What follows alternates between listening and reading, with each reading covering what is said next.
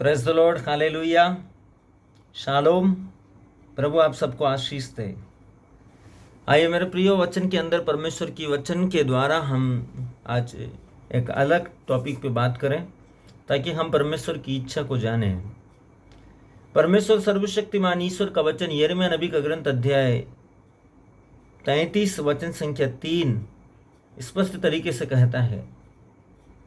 अध्याय 33 वचन संख्या 3 स्पष्ट तरीके से कहता है मेरे प्रियो, इस वचन के द्वारा हम परमेश्वर की इच्छा को जाने। सर्वशक्तिमान ईश्वर की योजनाओं के अनुसार परमेश्वर की इच्छा को जाने। तू मुझे पुकार, मैं तुझे उत्तर दूंगा। तू मुझे पुकार, मैं तुझे उत्तर दूंगा। और यिर्मयाह नबी का ग्रंथ अध्याय 3 वचन संख्या 3 कहता है, मैं अनंत काल से तुमको प्यार करते आ रहा हूं। मैं अनंत काल से तुमको प्यार करते आ रहा हूं। मेरी कृपा दृष्टि निरंतर तुम पर बनी रही। अनंत काल से मैं तुमको प्यार करते आ रहा हूं, मेरी कृपा दृष्टि निरंतर तुम पर बनी रही है। वहीं परमेश्वर का वचन परमेश्वर का वचन कहता है ईसायाह नबी का ग्रंथ अध्याय 49 वचन संख्या 15 में वचन कहता है, क्या स्त्री अपने दूध मुहे बच्चे को भुला सकती है? क्या एक स्त्री अपने दूध मुहे बच्चे को भुला सकती है? क्या वह अपने गोद के पुत्र पर तरस नहीं खाएगी? पर यदि वो भुला देती है तो भी मैं तुम्हें कभी नहीं भुलाऊंगा। और एक और वचन हम देखिए, ईसायाह नबी का ग्रंथ अध्याय 54 वचन संख्या 10 में प्रभु कहता है, चाहे पहाड़ टल जाए या पहाड़ियां डामाडोल हो जाए, किंतु तेरे प्रति मेरा प्रेम नहीं टलेगा। तेरे लिए मेरा शांति विधान भंग नहीं होगा या डामाडोल नहीं होगा। इन वचनों के अनुसार, इनके आधार से हम अपने जिंदगी के अंदर सोचें कि मेरा महत्व कितना है परमेश्वर का दृष्टि में। मेरा महत्व कितना है। पहला, परमेश्वर का वचन मुझसे कहता है, तू मुझे पुकार, मैं तुझे उत्तर दूंगा। यिर्मयाह नबी के ग्रंथ के अनुसार। और ऐसी महान और रहस्यमय बातें तुझ पर प्रकट करूंगा जिसे तू नहीं जानता।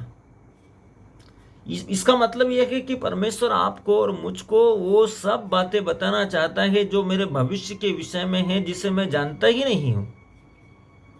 दूसरा, परमेश्वर का वचन कहता है, मैं तुमको अनंत काल से प्यार करते आ रहा हूं। मेरी कृपा दृष्टि निरंतर तुम पर बनी है।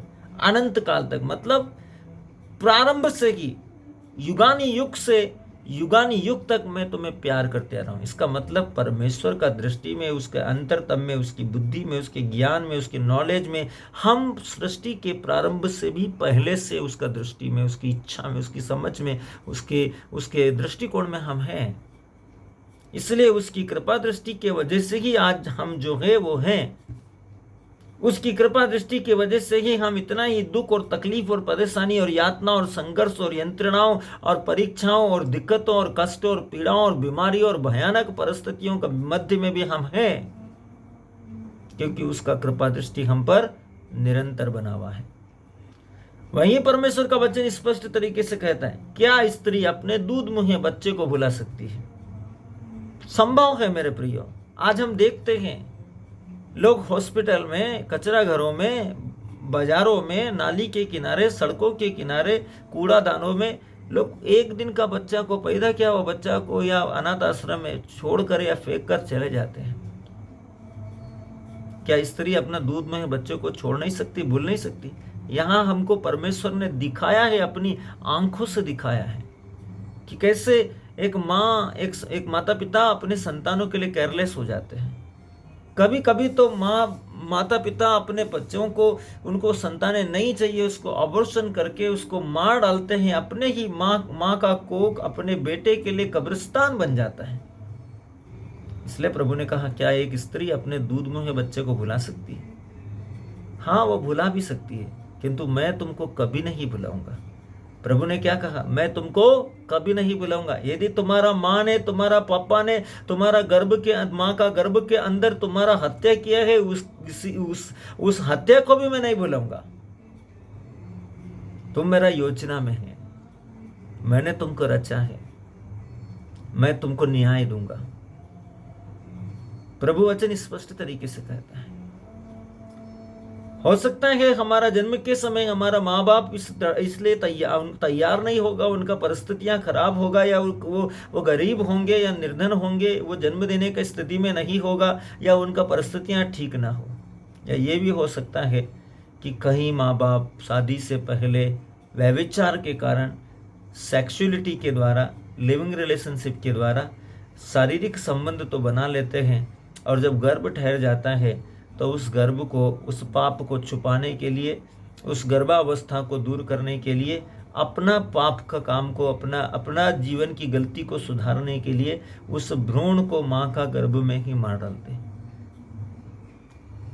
रोने वाली स्थिति है मेरे प्रिय,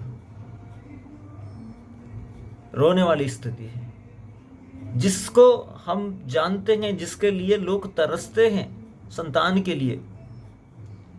अपना गलती के कारण आपने उसको, वो अपना अस्तित्व में धारण तो कर लिया है, लेकिन अब आप उसको बोझ समझकर, आप अब उसको मुसीबत समझकर, अब आप उसको अपना कलंक, अपना पाप समझकर उसको मार डालने का षड्यंत्र रच रहे हैं अपना दिल में।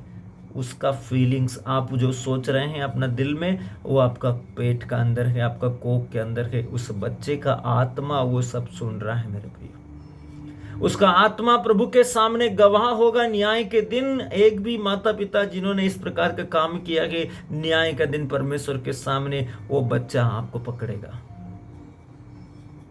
और भी प्रभु का वचन में प्रभु ने कहा, चाहे पहाड़ टल जाए, पहाड़ जो कभी टल नहीं सकता, ऐसा पहाड़ यदि टल जाए या पहाड़ियां डामाडोल हो जाए, वो हिलने डुलने लगे, उनके अस्तित्व डामाडोल हो जाए, किंतु तुम्हारे प्रति, तेरे प्रति मेरा प्रेम नहीं टलेगा, मेरा शांति विधान नहीं भंग होगा। परमेश्वर स्पष्ट तरीके से यूहन्ना का सुसमाचार अध्याय 15 वचन संख्या 9 में कहता है, जिस प्रकार पिता ने मुझे प्यार किया है, उसी प्रकार मैंने भी तुम लोगों को प्यार किया, तुम मेरे प्रेम में दृढ़ बने रहो।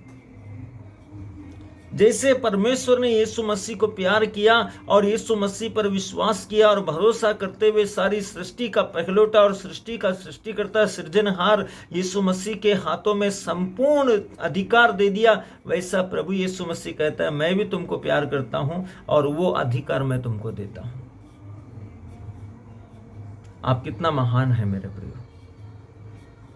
प्रभु का वचन यूहन्ना का सुसमाचार अध्याय 3 वचन संख्या 16 में इसी बात की गवाही देता है। ईश्वर ने संसार से इतना प्यार किया कि उसने उस प्रेम को प्रकट करने के लिए अपने एकलौते पुत्र को अर्पित कर दिया, ताकि जो कोई भी उसके पवित्र नाम यीशु में विश्वास करे, उसका सर्वनाश न हो, बल्कि वो अनंत अनंत अनंत जीवन प्राप्त करे। प्रभु आप सबको आशीष दे। शालोम। परमेश्वर की शांति आपके साथ रहे।